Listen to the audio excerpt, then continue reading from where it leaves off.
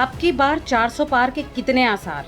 क्या कहता है poll of exit polls? Lok Sabha के मद्देनजर सातों चरण के चुनाव हो चुके हैं।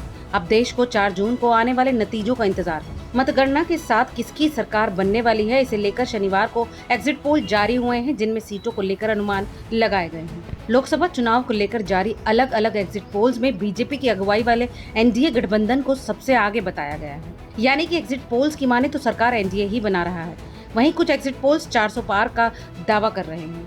ध्यान देने वाली बात यह है कि बीजेपी और पीएम मोदी ने भी चुनाव अभियानों में अब की बार 400 पार का नारा दिया था। पोल्स ऑफ पोल में नजर डालते हैं उन आंकड़ों पर जो उन्होंने एनडीए, इंडिया गठबंधन और अन्य को दिए हैं। सभी एग्जिट पोल्स में एनडीए को पूर्ण बहुमत मिलने का अनुमान लगाया गया है, तो वहीं लगभग सभी एग्जिट पोल्स में बीजेपी को 300 से ज्यादा सीटें जीतने का अनुमान जताया गया है।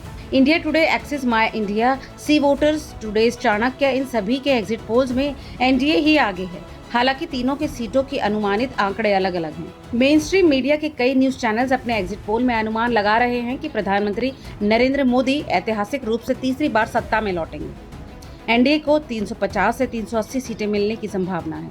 India Today, Axis My India के पोल में एनडीए को 361 से 401 सीटें और इंडिया गठबंधन को 131 से 166 सीटें मिलने का अनुमान लगाया गया है। अब जानते हैं कि क्या कहते हैं सी वोटर्स और चाणक्य।